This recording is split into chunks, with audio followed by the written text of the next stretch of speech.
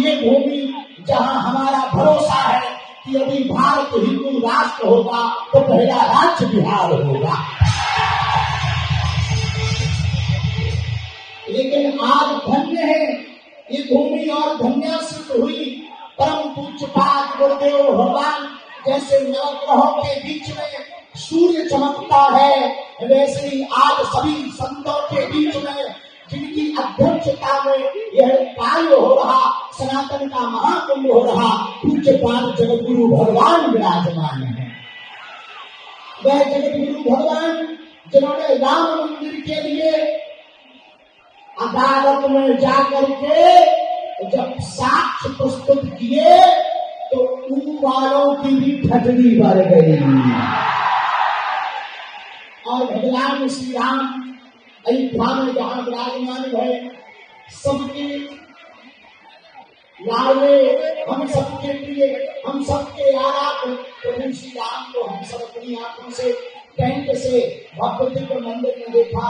उसका एक सबसे बड़ा कारण पूज्य गुरुदेव भगवान है, जो सबसे बड़ी गुरुदेव भगवान की है। हम पूज्य गुरुदेव भगवान के चरणों को प्रणाम कर रहे, सभी संत जनों को प्रणाम कर रहे। समय कम है, गुरु जी को भी जाना है कथा के लिए, हमको भी जाना है, और हमारे मन में था हम एक बार पटना जरूर आए दोबारा, तो हम आ गए। क्योंकि पिछली बार सुरक्षा कारणों से इस गांधी मैदान में कथा की अनुमति नहीं मिल पाई। हनुमान जी की कृपा से आगामी समय में हम जल्दी ही यहीं पर कथा करेंगे।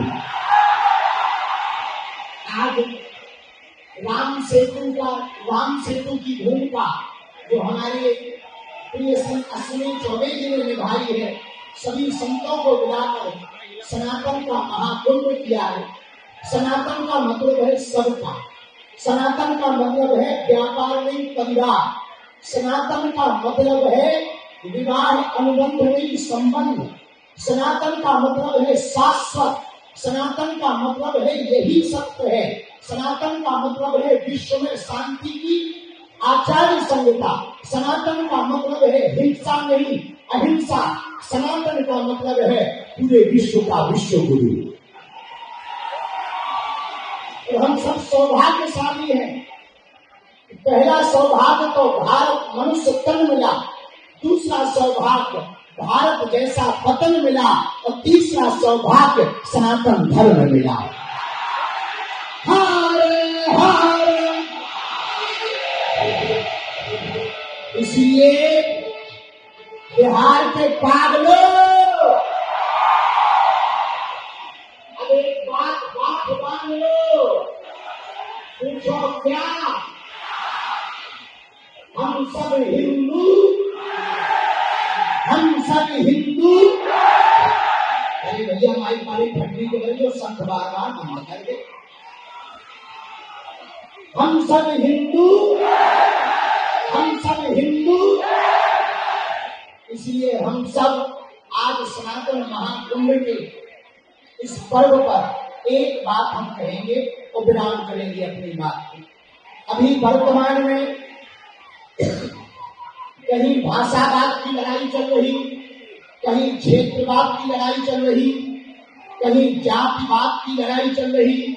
हमारी एक ही प्रार्थना है, हिंदुओं को घटने मत देना, हिंदुओं को कटने मत देना। हिंदुओं जातवाद से ऊपर उठकर राष्ट्रवाद के लिए जीना। यदि राष्ट्रवाद के लिए नहीं जियोगे तो इस देश को बहुत सी ताकतें गजवाए हिंद बनाना चाहती हैं, और बिहार के पागलों, हमारा एक ही सपना है, भगवाए हिंद होना चाहिए।